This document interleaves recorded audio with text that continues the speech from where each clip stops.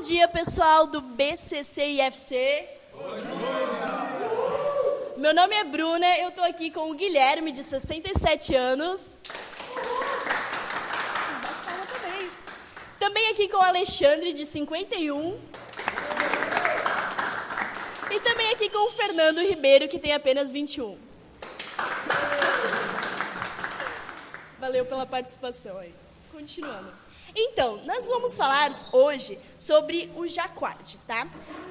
Vamos começar falando sobre o contexto histórico da época dele.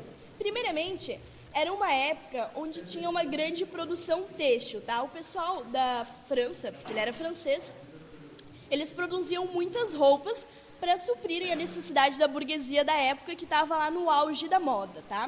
E a gente também tem ali um outro fator muito importante, que é a Revolução Francesa, que inclusive serviu como empecilho para o nosso pesquisador fazer ali o trabalho dele com relação à invenção dele, tá? Origem. Ele perdeu seus pais, seu pai em 1772 e sua mãe em 1762, e herdando a fábrica ele não conseguiu suprir a demanda, que era muito grande, e teve que acabar vendendo um pouco dos seus produtos e teve que fazer uma engenhoca para aumentar a sua produção. Então ele vem e cria o tear mecânico. Muito bem. Essa invenção dele, que é um tear mecânico, ela tem uma ligação com a tecnologia, por isso que a gente vai falar sobre ela no nosso trabalho, tá? O primeiro tópico que a gente gostaria de falar seria sobre as agulhas e o código binário. Algum de vocês, não sei se o nosso querido Guilherme, conseguiria falar um pouco sobre isso pra gente?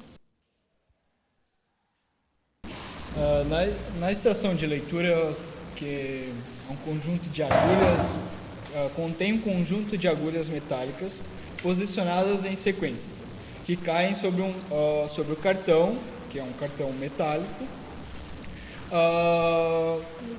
e a combinação de agulhas que passam através de uma perfuração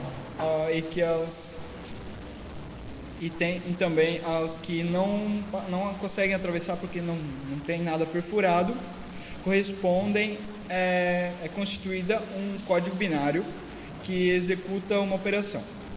Também vou dar uma explicadinha rapidinha do que seriam esses cartões perfurados, cartões metálicos. Eram informações digitais representadas pela presença ou a falta de furos em cartões.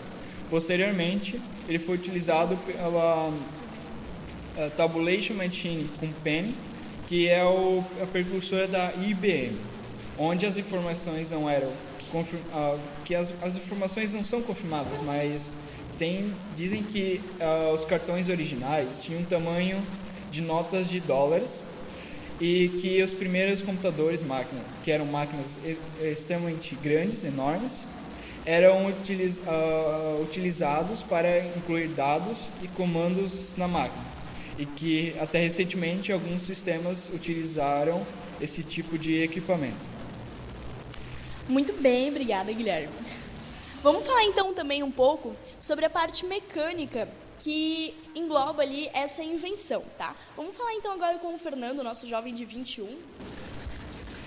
Então, ele observou que para produzir tecido com um padrão na estampa, ele fazia sempre o mesmo movimento. Então, era um movimento padrão que se repetia sempre. Então, criou um sistema mecânico que repetia sempre os mesmos movimentos para facilitar e agilizar o seu trabalho, aumentando assim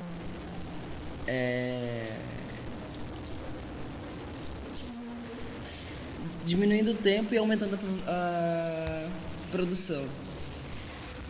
Muito bem, essa invenção também ela foi muito boa, né? Mas ela não poderia sair de um laboratório, de um físico ou de um químico, muito menos do esforço mental de um matemático, né? E sim de um homem que queria tornar mais fácil a tarefa de construir tecidos, além de otimizar o tempo e garantir maior produção, certo, gente? Além disso, essa invenção ela se tornou muito popular e ela também começou a despertar desavença entre alguns dos trabalhadores. Por que isso começou a acontecer?